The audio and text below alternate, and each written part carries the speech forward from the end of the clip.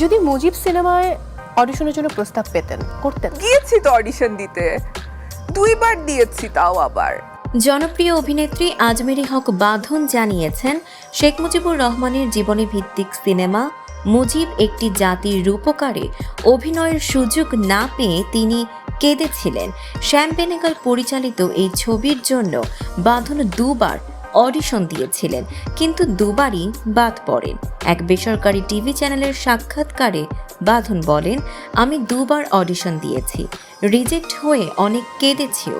শ্যাম বেনেগালের সঙ্গে কাজ করার ইচ্ছে ছিল, আমাকে যখন রিজেক্ট করা হলো হাউমাউ করে কেঁদেছিলাম। তবে ঘটনা এখানেই শেষ নয়।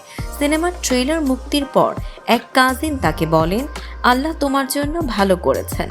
বাঁধন উত্তর দিয়েছিলেন, জানি। তখন তার বোন মজা করে বলেন, আল্লাহ তোমাকে বাঁচিয়ে দিয়েছেন, এইরকম সিনেমায় অভিনয় করনি। এই কথা শোনার পর বাঁধন আবারও কেঁদেছিলেন, কিন্তু পরে তিনি স্বীকার করেন তাকে রিজেক্ট করাই ভালো হয়েছিল। বাঁধনের ভাষ্যে, কষ্টটা ছিল শুধু রিজেক্ট করাই নয়, বাজেভাবে অপমান করেছিল। তবে পরে সবার প্রতিক্রিয়া দেখে খুশি হয়েছি যে কাজটা আমি করিনি। প্রসঙ্গত, মুক্তির পর থেকেই মুজিব একটি জাতির রূপকার নিয়ে হয়েছে ব্যাপক সমালোচনা। বিশাল বাজেটের হলেও সিনেমাটির শৈল্পিক মান এবং নির্মাণ নিয়ে দর্শক ও সমালোচকদের মধ্যে প্রশ্ন উঠেছে।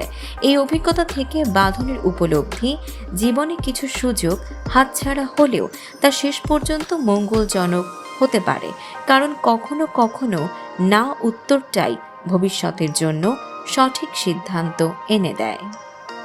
দর্শক, এমনই সব চমকপ্রদ খবর পেতে ফলো করুন আমাদের ফেসবুক পেজ CB24 TV এবং সাবস্ক্রাইব করুন YouTube channel CB24 TV official.